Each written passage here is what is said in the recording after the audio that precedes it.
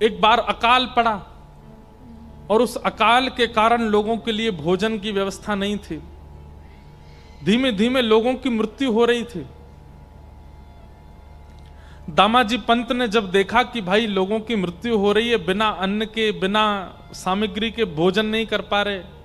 आए दिन दामाजी जैसे ही अपने घर से निकलते थे तो 2-4 शव यात्राएं जा रही होती थीं और कोई पूछता था, भैया इनके प्राण कैसे चले गए? बोले भुखमरी के कारण प्राण चले गए। अकाल पड़ा है, खाने को अन्न नहीं है, बादशाह राजा सब अपने भंडार भर रहे हैं, जनता पर, प्रजा पर कोई कृपा कर नहीं रहा है, लोग मर रहे हैं। दामाजी क्या करते थे, अपने घर आते और घर की कुछ सामग्रियां बेच देते, कुछ अन्न इकट्ठा करके और फिर लोगों में बांटते। अपनी पत्नी के आभूषण बेच देते, फिर लोगों में बांट देते। धीरे धीरे करके उन्होंने अपने जितना उनका जीवन की जमा पूंजी थी सब खर्च कर दी। और सब करके करते क्या थे, अन्न खरीदते, अन्न लाते और लोगों में, गांव में बांट देते। जितना उनसे हो पा रहा था लोगों की सेवा में दे रहे थे। लेकिन एक समय ऐसा आया, श्री दामाजी पंत के पास में अब बेचने के लिए कुछ भी नहीं था। एक घर में कितनी सामग्री होगी? ज्यादा से ज्यादा 2-4 घरों को दे सके इतनी सामग्री थी। लेकिन यहां भुखमरी तो पूरे क्षेत्र में थी, अकाल तो पूरे क्षेत्र में था। तो दामाजी पंत एक दिन रात भर सोचने लगे, क्या करूं मैं, कैसे इन जीवों का कल्याण करूं, कैसे इन लोगों को मरने से बचाऊं। क्योंकि वे एक सूबेदार थे, एक तहसील पूरी, एक जिला पूरा उनके अंदर में ही आता था। तो बादशाह का अन्न कोष, उसकी चाबी उन्हीं के पास ही रहती थी। बहुत ध्यान से सुनना, बादशाह के अन्नकोष की चाबी उन्हीं के पास रहती थी। दामाजी पंत ने अपनी पत्नी को रात में बुलाया और कहा, देवी मेरे मन में एक योजना तो है लोगों के घरों में अन्न पहुंचाने की, लोगों की मृत्यु को टालने की, लोगों को जीवन देने की, पर इस योजना से मेरे प्राण चले जाएंगे। पत्नी घबरा गई, बोले आप कैसी बात कर रहे हैं? ऐसा कुछ भी नहीं करना है जिससे आपके प्राण जाएं, मैं कहां जाऊंगी फिर? दामाजी कहने लगे, देवी मेरे एक के प्राण जाएंगे पर लाखों के प्राण बच जाएंगे। और ऐसा भी हो सकता है कि मेरे तो प्राण जाएं, साथ में तुम्हारे भी प्राण ले लिए जाएं। पत्नी बोली, ऐसा क्या विचार कर रहे हैं आप? तब दामाजी बोले, मेरे पास ये अन्न कोष की चाबी है बादशाह की, उसमें इतना अन्न होगा कि अगले 2-3 महीने तक, जब तक वर्षा का समय नहीं आता, जब तक ठाकुर जी की कृपा नहीं होती पृथ्वी पर, तब तक लोग मरेंगे नहीं। इतना तो अन्न होगा, उसको मैं खोल दूंगा, लोगों में बांट दूंगा। और फिर जब बादशाह को पता चलेगा, वो मुझे सूली पर चढ़ाएंगे और हो सकता है कि मेरे साथ साथ तुम्हें भी चढ़ा दें। लेकिन मेरे मन में आता है कि अगर मेरे प्राण चले जाएं, लाखों के बच जाएं, तो ये सेवा मैं कर सकता हूं। अब इस बात को सोचिएगा, ऐसी विचारधारा रखने वाला व्यक्ति वो कपटी नहीं हो सकता, उसके चित्त में छल नहीं हो सकता, उसके चित्त में चतुराई नहीं हो सकती। ऐसी बुद्धि वही कर सकता है जिसका चित्त बहुत सरल और निर्मल हो।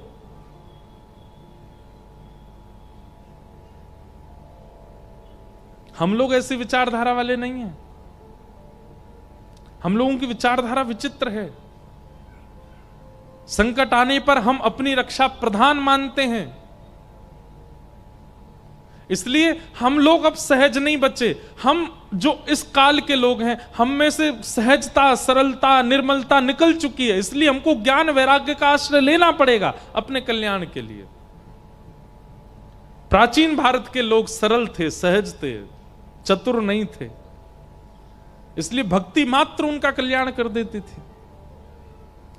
दामाजी पंत ने अपनी पत्नी से कहा, मैं अन्न कोष खोल करके लोगों में बंटवा दूं, मेरे प्राण तो जाएंगे पर इतने लोग बच जाएंगे। पत्नी ने कहा, मुझे स्वीकार है, आप कीजिए। और श्री दामाजी पंत ने अन्न कोष का भंडार खोल दिया और राजा बादशाह को पता ना चले, रात रात में पूरे पूरे लोगों से लुटवाया खूब अन्न। इतना अन्न था उस अन्न कोष में कि 1 महीना तक लूटते रहे, फिर भी कम पड़ गया, फिर भी खत्म नहीं हुआ। लोगों के घरों में अन्न चला गया, लोग रोटी सब्जी बना के पाने लगे, भुखमरी बंद होने लगी, लोगों के प्राण जाने बंद हो गए। लेकिन ये खबर जैसी बादशाह को पता चली कि उनसे बिना पूछे दामा पंत ने अन्न कोष खोल दिया।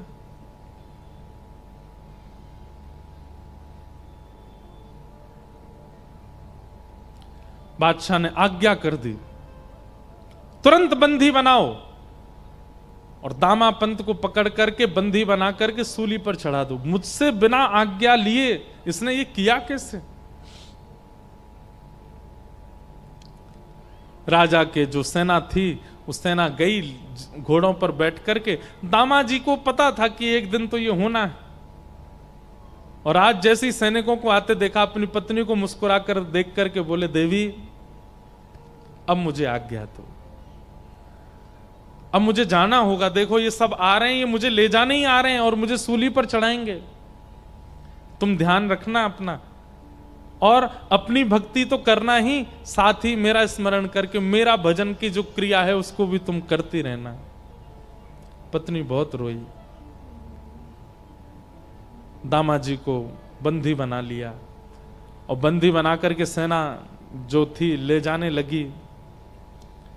चलो राजा की आज्ञा है, तुम्हें सूली पर चढ़ाना है। हाथों में हथकड़ी, पैरों में बेड़ियां बांध करके ले जा रहे थे दामाजी को। थोड़ी दूर पर पंढरपुर आया, और पंढरपुर आते ही नेत्र सजल हो गए श्री दामाजी के। और जो सेनापति था उससे कहा, एक अंतिम इच्छा मेरी पूरी कर देंगे आप? बोले क्या? ये मेरे इष्ट का स्थान है, श्री पंडरीनाथ भगवान यहां विराजते, आपकी अगर आज्ञा हो तो मैं ठाकुर जी को केवल प्रणाम कर लूं। प्रणाम करके मुझे बस उनका दर्शन करना। ठाकुर जी के सन्मुख दामाजी को ले गए। दामाजी ने सजल नेत्रों से कहा, हे विठल, हे विठोबा,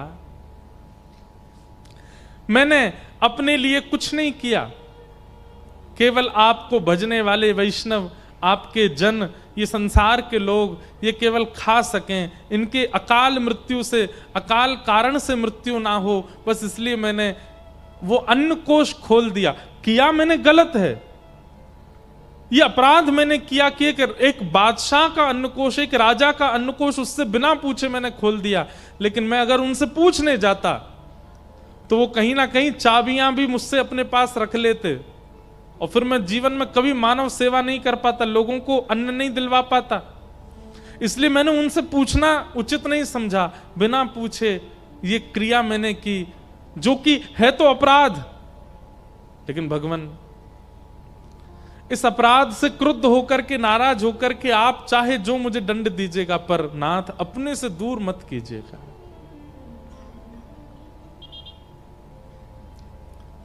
पंडरीनाथ भगवान से प्रार्थना कर रहे हैं, नेत्र सजल हैं। प्रबल प्रेम के पाले पड़कर हरि को नियम बदलते देखा, अपना मान टले टल जाए, पर भक्त का मान न टलते देखा। मेरा भक्त रो रहा है, मेरा प्रिय रो रहा है सामने बैठकर के, ठाकुर जी कैसे सहन कर पाते। इतने में ही श्री पंडरीनाथ भगवान एक नन्हे से कुमार बालक का रूप धारण किया, सुंदर कटाक्ष नेत्र हैं, सुंदर नासिका है, सुंदर अधर, सुंदर कान, सुंदर हाथ, सुंदर पैर, सुंदर छोटी सी पोशाक पहनी, सिर पर पाग बांधी, और महाराज तैयार होकर के बिल्कुल नटखट से एक नन्हे से कुमार बालक, मतलब लगभग आयु होगी 10-12 वर्ष की, और चाल ऐसी, ढाल ऐसी कि जो देखता है वही न्यौछावर हो जा रहा है। एक बालक का रूप धारण करके बादशाह की सभा में पहुंच गए ठाकुर जी। द्वारपालों ने रोका, कौन हो? केवल तिरछी नजर से उनको देख लिया। नजर से देख करके जो रोकने वाले थे द्वारपाल, वो तो भूल गए इनको पूछना है, करना है, कुछ कहना है। ठाकुर जी बोले, अब बताऊं मैं कौन हूं? द्वारपाल बोले, नहीं नहीं, तुम जो भी हो बस हमारे नेत्रों के आगे ही रहना, दिखते रहो, बहुत अच्छे हो, जाओ भीतर जाओ। ठाकुर जी का सबसे बड़ा बाण यदि कोई है तो वो है उनका रूप, इतना सुंदर बना लेते हैं। कभी कभी मेरे मन में आता है कि राधा रमण, राधा वल्लभ बिहारी जी, पंडरीनाथ इतने सुंदर हैं कि महाराज ये स्थिर रहते हैं तो लाखों लोग इन पर दीवाने होते हैं। कहीं ठाकुर जी सचल प्रकट हो गए तो हम लोगों की स्थिति क्या होगी? पता है क्या होगी स्थिति? प्राण वार देंगे हम तो। कृष्णदास किए प्राण न्योछावर। ठाकुर जी पे अभी तो आप 500 की नोट चढ़ाते हो, अभी तो आप हीरा चढ़ाते हो, अभी तो आप सोना चांदी चढ़ाते हो। कहीं ठाकुर जी सचल प्रकट हो गए तो फिर प्राण ही चढ़ा दोगे। बोले, नाथ ऐसे ही देखत रहूं तो मैं जन्म सफल कर मानूं। इतना सुंदर वेश धारण करके ठाकुर जी जैसे ही पहुंचे राजा की सभा में, बादशाह की सभा में, बादशाह ने पहले तो चाल देखी, चाल देख करके आनंदित हो गया। जबकि स्वभाव ऐसा है कि पहले कितनी दोहरियां हैं, सब पे रोक दिया जाता है लोगों को, लेकिन चाल ढाल रूप इतना सुंदर कि सब रोकना भूल गए उनको। बादशाह भी कहना तो चाह रहा है, सेनापति मंत्री जाके देखो ये कौन है, लेकिन शब्द ही नहीं निकल रहा मुख से। बस मन हो रहा है ये थोड़ा और समीप आए, थोड़ा और समीप आए, थोड़ा और पास आ जाए, थोड़ा और पास आ जाए। ठाकुर जी आके सामने खड़े हो गए। बादशाह ने पूछा, तुम्हारा परिचय कौन हो? बोले, मेरे नाम तो अनेक हैं पर प्यार से सब लोग मुझे विठू विठू बुलाते हैं। क्या नाम है तुम्हारा? बोले, विठोबा। विठोबा? हाँ, कितना सुंदर नाम है, जितने सुंदर तुम उतना ही सुंदर तुम्हारा नाम है। कैसे आना हुआ तुम्हारा हमारे यहां? बोले, अरे मेरे स्वामी हैं, मैं जिनका दास हूं, मैं जिनका सेवक हूं, ऐसे मेरे स्वामी, मेरे महाराज, मेरे सर्वस्व। कौन? आपके सूबेदार श्री दामाजी पंत, वो मेरे स्वामी हैं। मैं उनके यहां नौकरी करता हूं, मैं उनका सेवक हूं। उनका बहुत सारा धन मेरे पास पड़ा था, मैंने बहुत बार उनसे कहा कि आप आके ले लीजिए, लेकिन वो इतने व्यस्त थे कि वो नहीं आ पाए। इतने उदार, अपना सारा धन मेरे पास छोड़ दिया। पर आज मुझे पता चला कि उनके धन, आपकी किसी सामग्री का उन्होंने प्रयोग किया जिसका धन वो चुका नहीं पाए, आप उनको सूली पे चढ़ा रहे हो। तो मैंने सोचा कि उनका जो बकाया धन है जो मुझ पर है वो मैं आपको दे देता हूं ताकि उनकी मृत्यु टल जाए। बादशाह बोले, इधर देखो सब लोग, इधर देखो, यहां देखो, कथा सुनो। बादशाह बोला, बातें तो तुम बहुत अच्छी कर रहे हो, तुम्हारा स्वर भी बहुत मीठा है, देखने में भी बहुत सुंदर हो, लेकिन भैया तुम्हारे जो स्वामी हैं उन्होंने इतना अन्न लिया है कि उसको दामाजी पंत क्या, किसी देश का कोई बहुत बड़ा सेठ भी चाहे तो नहीं भरपाई कर पाएगा। इतना अन्न प्रयोग में लिया उन्होंने, कहां से दोगे इतना धन? बोले, आप ले लीजिए, कम पड़े तो बताइएगा। कहां है, लेके आयो? को बैलगाड़ियों में लायो? किस? बोले, नहीं, ये रखी पोटली। बादशाह जोर से ऐसा बोले, इस पोटली में लाए? बोले, हाँ। चलो निकालो, कितना है हम भी देखें। सब लोग हंसने लगे। ठाकुर जी ने पोटली खोली और जैसे ही उल्टी करी, निकलता ही गया, निकलता ही गया, निकलते ही गया, निकलते ही गया। सोने का एक मानो जैसे मेरू पर्वत जैसा खड़ा हो गया राजा के सामने।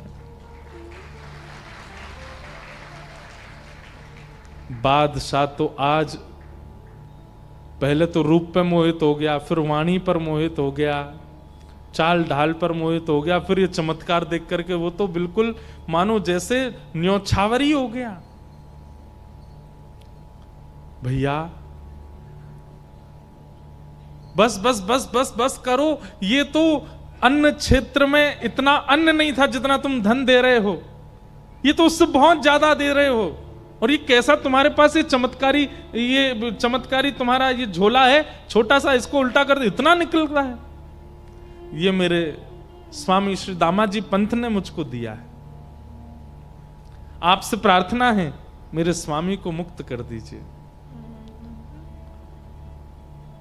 ऐसा कह करके पोटली अपने कमर पर बांध के ठाकुर जी तो वहां से चाल ढाल करते चले गए। राजा देखता ही रहा अपलक नेत्रों से। और जाते जाते ठाकुर जी गए और जाकर के राजा से बोले, अब धन पर्याप्त है ना? बोले हाँ। अब एक पत्र में लिख दीजिए कि आपने दामाजी पंत ने आपके समस्त अन्य क्षेत्र का धन आपको चुका दिया और आप उनकी मृत्यु जो दंड आप दे रहे हैं उसको आप टालते हैं, अपना हस्ताक्षर करके मोहर लगा दीजिए। और एक पत्र पर सब लिखवा करके मोहर लगा के हस्ताक्षर करवा के ठाकुर जी तो चले गए। बादशाह देखता ही रह गया। दामाजी पंत का नित्य नियम था, गीता जी का पाठ करते थे।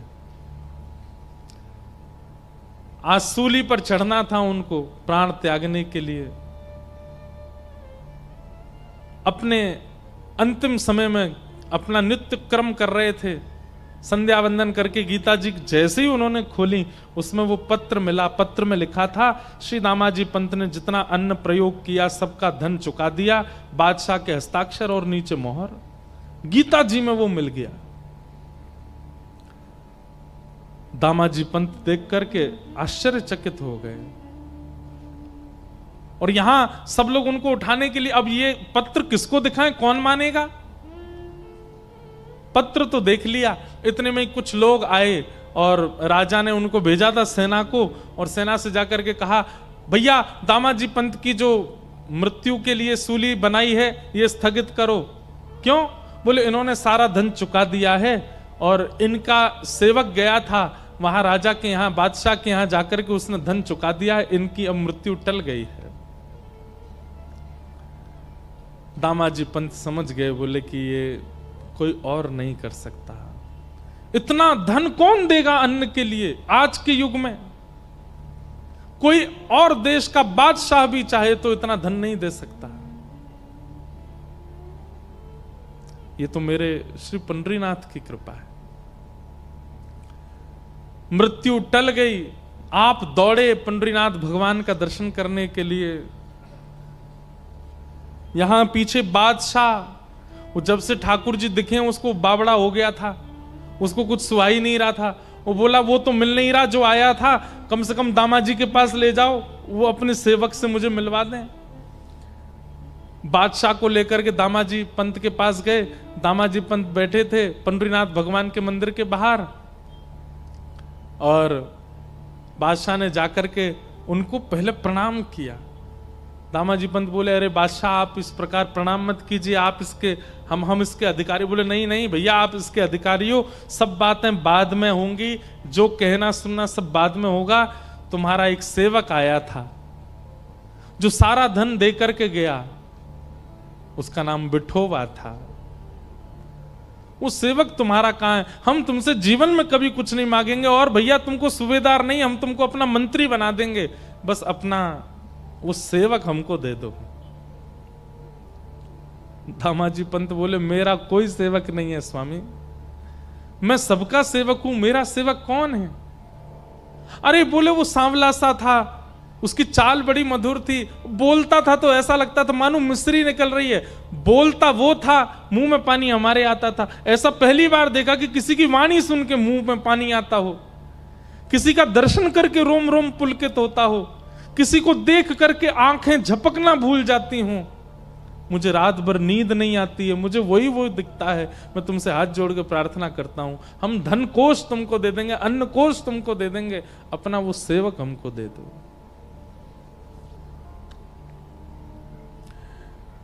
बादशाह का हाथ पकड़ करके दामाजी पंत सीढ़ियों पर लेकर के गए और कहा, नेत्र उठा करके देखो, कहीं ये तो नहीं थे। सामने श्री पंडरीनाथ भगवान खड़े थे। जैसे ही बादशाह ने दृष्टि उठा करके देखा तो बाकी सबको तो वो पंडरीनाथ जी के रूप में दिख रहे थे, पर बादशाह के आगे वो साक्षात जो विठोबा आया था वैसे ही प्रकट हो गए, और प्रकट होकर के वैसे ही नैन मटकाने लगे, वैसे ही मुस्काने लगे, वैसे ही अपने अंगों को हिलाने लगे। बादशाह देख करके उनका मुरीद हो गया, हृदय से लगा लिया। दामाजी पंत ने बोले, भाग्यशाली हो भैया, तुमने कोई जप नहीं किया, तप नहीं किया, कोई पुण्य नहीं किया, तुमने साक्षात हमारे परमात्मा का दर्शन कर लिया। तुम्हारे यहां जो विठोबा आए थे यही है, यही पंडरीनाथ ही आए थे। दामाजी पंत ने तो सब छोड़ करके पंढरपुर वास कर लिया। उस बादशाह ने भी नियम बना लिया, हर महीने की एकादशी पर पंढरपुर जाना और श्री पंडरीनाथ जी का दर्शन करना, विठोबा विठोबा कहकर के रोना और नित्य प्रार्थना करना, एक बार वैसी चाल, वैसी ढाल, वैसा रूप दिखा दीजिए ठाकुर जी। सरलता, सहजता, निर्मलता, ये चित्त में जितनी ज्यादा व्याप्त करेंगे, भक्ति उतना जल्दी कल्याण करेगी। जितने ज्यादा आप चतुर बनते जाएंगे, जितने ज्यादा छल कपट ईर्ष्या चित्त में प्रकट होगी, उतना आपको ज्ञान और वैराग्य की आवश्यकता पड़ेगी अपने कल्याण के लिए। नहीं तो भक्ति केवल पर्याप्त है।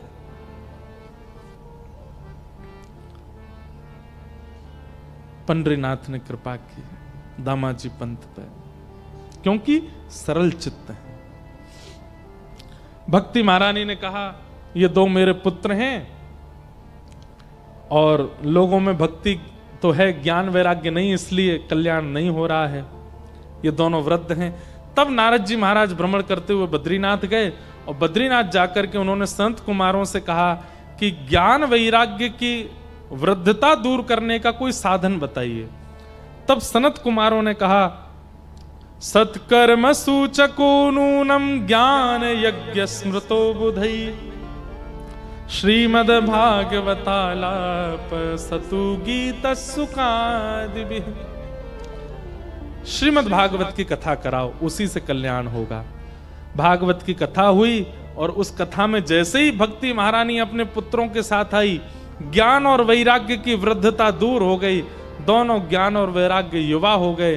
भक्ति महारानी नृत्य करने लगी, बोलो भागवत महापुराण की जय। तो भागवत जी से क्या होता है?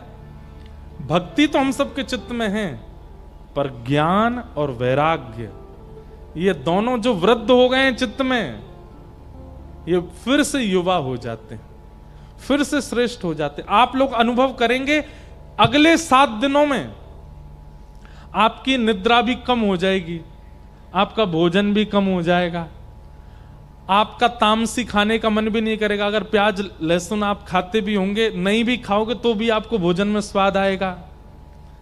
निद्रा में भी नींद सोओगे, स्वप्न में वृंदावन दिखेगा, पंडरीनाथ दिखेंगे, विट्ठल भगवान दिखेंगे, यमुना जी दिखेंगी, गिरिराज जी दिखेंगे, ब्रज के संत दिखेंगे, रसिक जन दिखेंगे। इन अगले 7 दिनों में ये अनुभव आपको होगा। सिर पर भार ज्यादा नहीं लगेगा, बहुत हल्का हल्का अनुभव होगा, सब कुछ बहुत सरल सहज निर्मल जैसा अनुभव होने लगेगा। जिसको देखोगे उसमें गुण का दर्शन होने लग जाएगा, किसी में भी दोष नहीं दिखेंगे। इसका मतलब क्या है?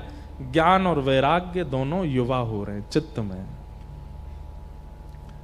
और यदि ये सब अनुभव नहीं हो रहा, जैसे कल थे वैसे ही अगले 7 दिन तक हो, तो भैया हमको आगे बताना, हम आपको प्रणाम करेंगे फिर। धन्य है। सरलता, निर्मलता, शुद्धता, पवित्रता, दीनता, ये सब गुण अब आएंगे और 7 दिन तक आएंगे। आपको यही करना, 8वें दिन से जब कथा विश्राम होगी उसके बाद भी वो सरलता, निर्मलता, शुद्धता, पवित्रता बनी रहे, वो कर्तव्य आपका है। अब ये मार्जन तो कथा करके चली जाएगी आपके चित्त का, वो स्वच्छ रखना आपकी जिम्मेवारी है। वो आपको 8वें दिन से आपको करना है। पर इन 7 दिनों में ये परिवर्तन आप देखेंगे अपने दिनचर्या में, अपने व्यवहार में, अपने स्वभाव में, अपनी क्रिया में। इस प्रकार भागवत जी का प्रथम महात्म्य कहा गया। द्वितीय महात्म्य धुंधकारी की कथा सुनाई गई, जहां आत्मदेव नाम के ब्राह्मण, उनके कोई संतान नहीं थी। एक संत ने कृपा करके उनको एक फल दिया, उस फल से उनके घर पुत्र रत्न की प्राप्ति हुई। बंधुओं, प्रकृति जो देती है स्वीकार करो, और जो नहीं देती है उसके प्रति भागो मत। प्रकृति जो प्रदान कर दे उसको स्वीकार करो। जो प्राप्त नहीं हो रहा है उसे ठाकुर जी की कृपा मान करके छोड़ दीजिए। उसके पीछे 2 बार प्रयास करना है। 2 बार में अगर नहीं प्राप्त होता है तो चाहे वो कोई व्यक्ति हो, चाहे वो कोई वस्तु हो, चाहे वो कोई साधन हो, उसका त्याग कीजिए। शायद ठाकुर जी ने उससे उचित आपके लिए सोच के रखा है। आत्मदेव नाम ब्राह्मण की संतान नहीं थी, और संतान ना होने से वो बड़े विचलित रहते थे। हमें ऐसा लगता है कि ठाकुर जी यदि किसी वस्तु का अभाव देते हैं तो इसका मतलब ठाकुर जी आपको बहुत सरल जीवन दे रहे हैं। जितना ज्यादा सामान उतना सफर मुश्किल, और जितना कम सामान उतना सफर आसान। संबंधी हैं, रिश्तेदार हैं, नातेदार हैं, बहुत लोग जीवन में हैं, तो कहीं ना कहीं उतनी ज्यादा टेंशन भी चित्त में होती है। वाह जय। परमानंद की बात है। हमारे महाराष्ट्र में उल्लासनगर, और उल्लासनगर में हमारे सिंधी समाज का एक परम सुंदर स्थान है वसन शाह दरबार। वहां के हमारे पूज्य महाराज जी आए हैं, कालीराम साईं जी। एक बार करतल ध्वनि से आपका स्वागत।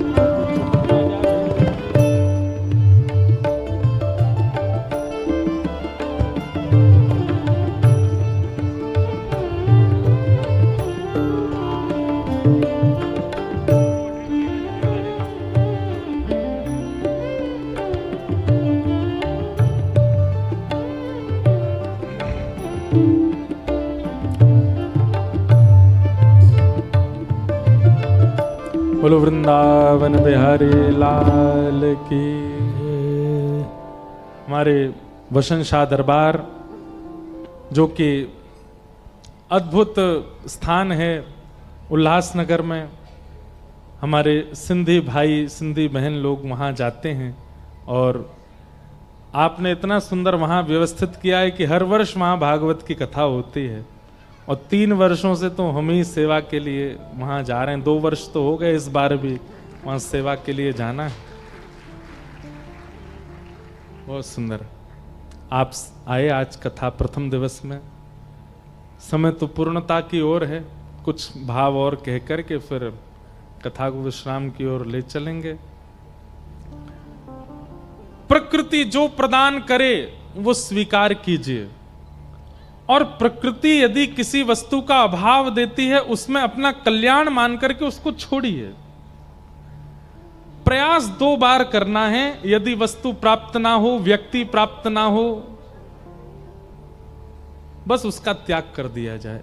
सब लोग बैठ जाएं, जितने लोग खड़े हैं सब बैठ जाओ, विराज जाओ।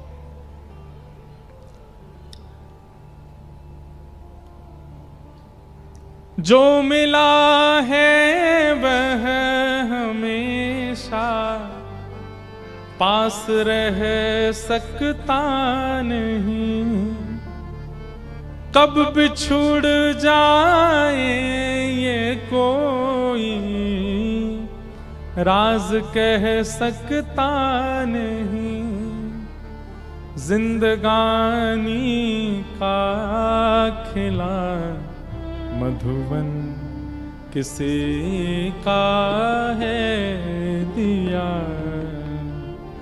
मैं नहीं मेरा नहीं ये है धन किसी का है दिया। एक बात लिखिएगा अपने पास,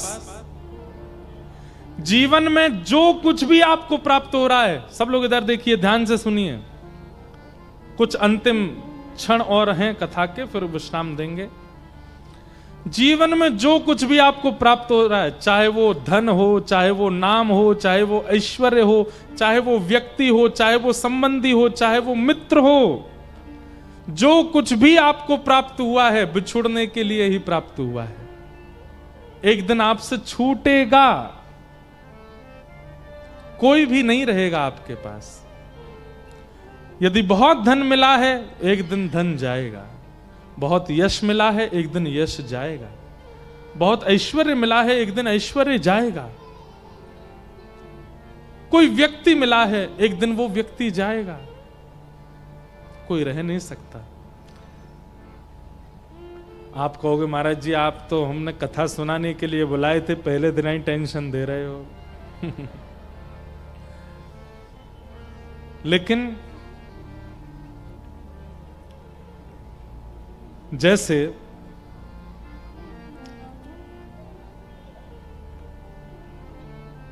एक फेविकॉल होता है ना, फेविकॉल होता है, फेविक्विक होती है, ऐसे मैं किसी का प्रचार नहीं कर रहा हूं, एक बात बता रहे हैं।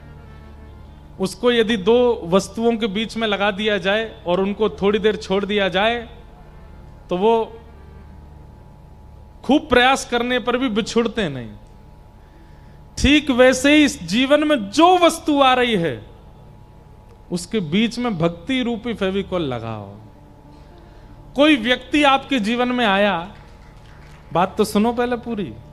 कोई व्यक्ति जीवन में आया, चाहे वो पत्नी आई, चाहे वो बच्चे आए, चाहे वो मित्र आया, चाहे वो कोई भी आया, उससे आपका संबंध प्रेमवश हो गया कि भाई हम दोनों में बड़ा प्रेम है, हम दोनों में बड़ी मैत्री है, हम दोनों की वाइब्स मिलती हैं, हम दोनों की इच्छाएं मिलती हैं, सब कुछ मिलता है, लेकिन एक दिन सब टूट जाएगा, सब छूट जाएगा। दोनों में अगर भक्ति भाव नहीं मिल रहे हैं तो छूटेगा। और उसके चित्त में भी यदि भक्ति भाव हो, उसको भी आप ठाकुर जी से संबंधी बना करके फिर स्वीकार करोगे, कभी नहीं छूटेगा, सदा के लिए हो जाएगा। चाहे वो पत्नी हो, चाहे वो बच्चे हो, चाहे वो धन हो। धन भी यदि बहुत मिलता है, धन के प्रति आपकी इच्छा क्या हो गई, ये तो भोगने के लिए मिला है, मैं इससे ऐसा करूंगा, मैं ये भोगूंगा, मैं ऐसा भोगूंगा, मैं ऐसा खाऊंगा, ऐसा पीऊंगा, ऐसा पहनूंगा, ऐसे रहूंगा। ऐशो आराम प्रधानता है धन को देख करके, तो वो धन छूटेगा। लेकिन धन देखते ही मन में क्या भाव आता है, इससे तो हम ठाकुर जी का फूल बंगला बनवाएंगे, इससे तो हम ठाकुर जी का उत्सव करेंगे, इससे तो हम वृंदावन जाएंगे, बद्रीनाथ जाएंगे, नाथ द्वार जाएंगे, इससे तो हम अपने गुरु जी के यहाँ जाके भंडारा करेंगे, लंगर करेंगे, जन सेवा करेंगे, इससे तो हम असहाय कन्याओं के ब्याह कराएंगे, असहाय बालकों को पढ़ाएंगे। उसके प्रति यदि आपकी भोग दृष्टि ना करके सेवा दृष्टि है, वो धन नहीं जाएगा। पत्नी के प्रति भोग दृष्टि ना हो करके वैष्णव दृष्टि है कि अभी तक अकेला भजन करता था, अब दोनों मिलकर के भजन करेंगे। बच्चों के प्रति ये दृष्टि नहीं है कि हमारा वंश आगे बढ़ाएंगे, कालांतर में ये भी धन कमा करके हमारे वंश को और आगे नाम रोशन करेंगे, आदि आदि। उसके प्रति भी ये भाव है कि अभी तक 2 भजन करते थे, अब 3 करेंगे, अब 4 करेंगे, अब 5 करेंगे। उनके प्रति भी ये भाव रहे, हमारी वैष्णवों की गिनती बढ़ रही है परिवार में। आप दुनिया के किसी भी संबंध को, किसी भी वस्तु को, किसी भी व्यंजन को ठाकुर जी से जोड़ करके स्वीकार करते हैं तो ठाकुर जी से जुड़ते ही वो प्रसाद हो जाता है, और प्रसाद कल्याणकारी होता है। प्रसाद लेकर के कभी किसी की अधोगति नहीं होती, सदगति होती है। केवल हम मिठाइयों को ही प्रसाद क्यों मानते हैं? अपने आसपास दिखने वाली हर वस्तु को प्रसाद बना दीजिए, ठाकुर जी के संबंध में ले जाओ। और आप कहोगे महाराज जी अगर वो ठाकुर जी को समर्पित ना हो रही हो तो? त्यागात शांति अनंतरम। प्याज क्यों नहीं खाई जाती, लहसुन क्यों नहीं खाई जाती? हमारे वैष्णव परंपरा में इनका निषेध क्यों है? क्योंकि ठाकुर जी के भोग नहीं लगते। कोई पाप नहीं है उसको खाना, आपको नरक जाना पड़ेगा ऐसा नहीं है। लेकिन हमारे यहां कहते हैं भाई जो ठाकुर जी भोग लगावे वो हम पाएंगे, और जो ठाकुर जी नहीं पा रहे वो हम कैसे पा सकते हैं? इसलिए उसका त्याग है। और कहीं ना कहीं भजन में अगर 1 घंटा मन लगता है और आपके भोजन में यदि कहीं ये पदार्थ हैं तो 1 घंटा की जगह 40 मिनट लगेगा, 30 मिनट लगेगा, 1 घंटा नहीं लगेगा। थोड़ी भाव में कटौती हो सकती है, इसलिए तामसी वस्तुओं को अस्वीकार किया गया।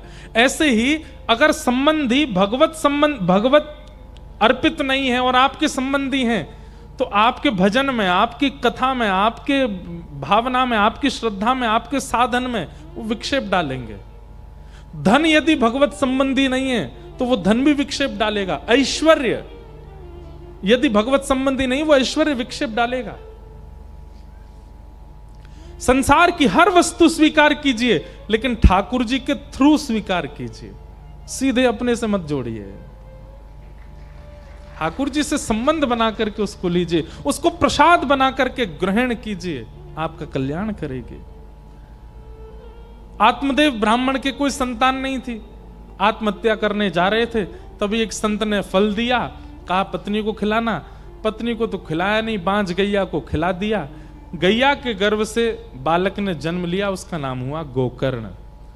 पत्नी ने सहेली के बालक को अपना लिया, उसका नाम रखा धुंधुकारी। दोनों बालक बड़े होकर के यथा योग्य हुए। धुंधुकारी दुष्ट हुआ, गोकर्ण पंडित ज्ञानी हुआ। धुंधुकारी की दुष्टता इतनी बढ़ गई कि माता पिता ने घर त्याग कर दिया। मां ने तो प्राण त्याग दिए, पिताजी घर छोड़ के चले गए।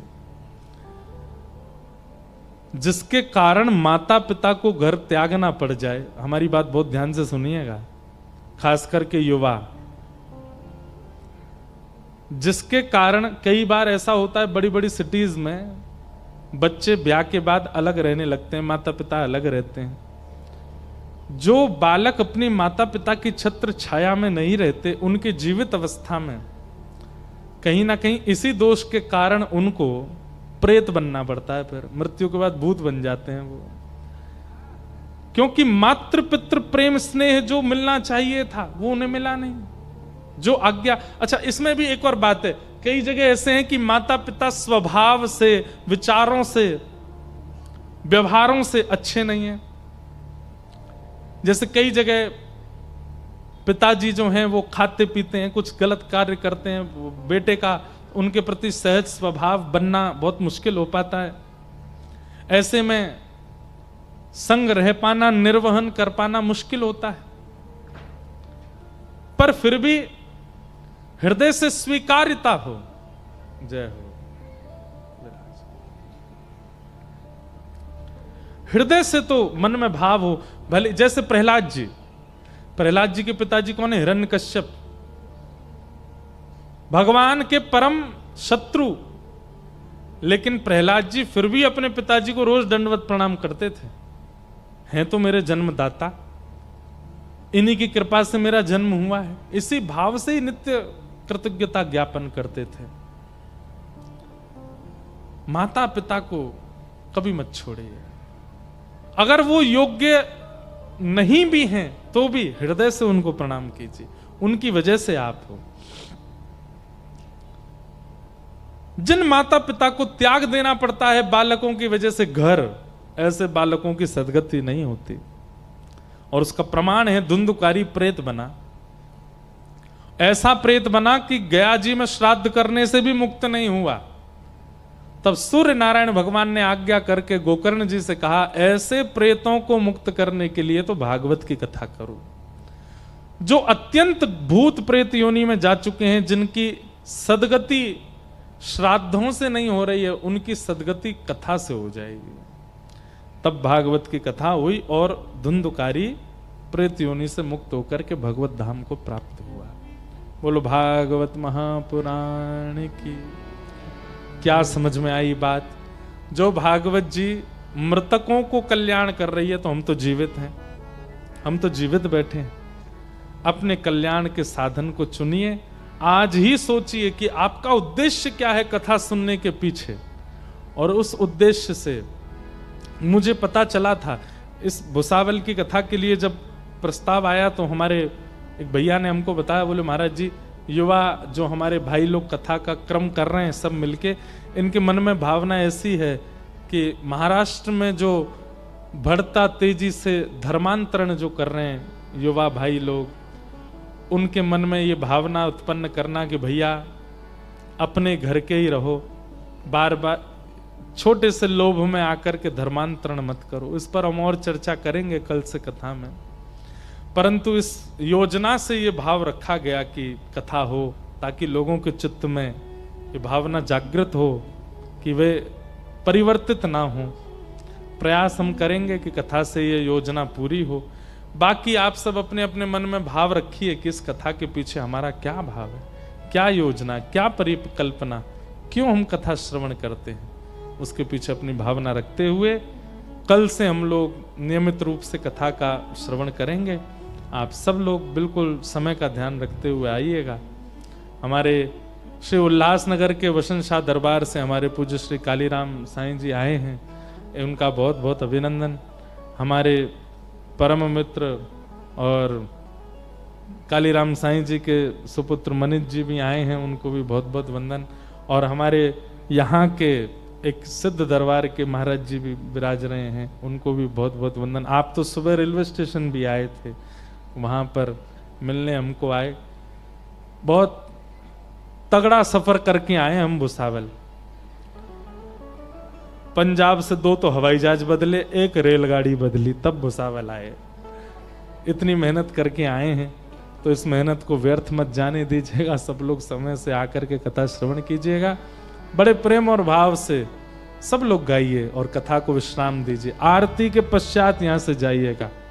हे भजो मुकुंद माधव मुरारी, भजो मुकुंद माधव मुरारी, हे भजो मुकुंद माधव मुरारी, हे भजो मुकुंद माधव मुरारी।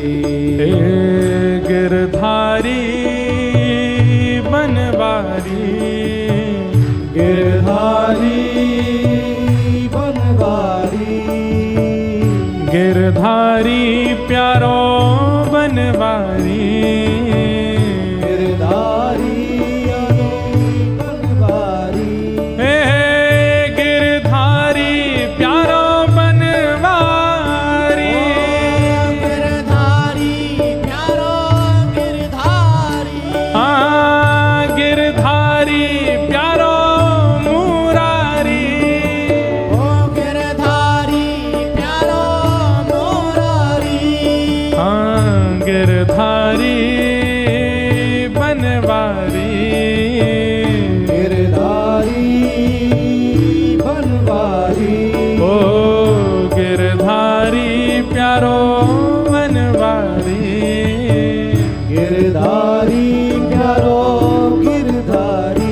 भजो हाँ भजो ओ भजो मुकुंद माधव मुरारी, भजो मुकुंद माधव मुरारी, हे भजो मुकुंद माधव मुरारी, भजो मुकुंद माधव मुरारी। जय जय राम कृष्ण हरि, जय जय राम जय जय राम कृष्ण हरि, जय जय राम कृष्ण हरि, जय जय राम कृष्ण हरि, जय जय राम कृष्ण हरि, जय जय राम कृष्ण हरि, जय राम कृष्ण हरि, जय जय राम कृष्ण हरि,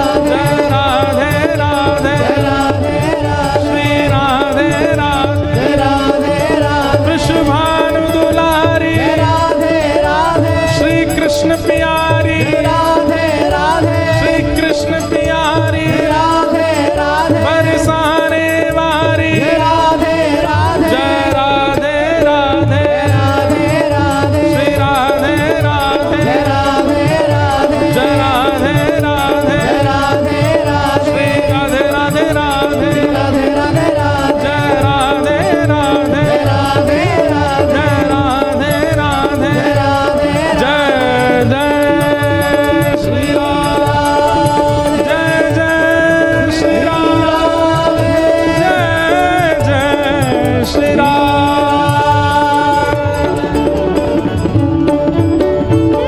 बोलो वृंदावन बिहारी लाल की। नेक जय ढीली पड़ रही है आपकी, जोर से बोलो। बोलो वृंदावन बिहारी लाल की। श्री राधा रमण लाल की। श्री राधा वल्लभ लाल की। पूछरी के लौठा की हुप हुप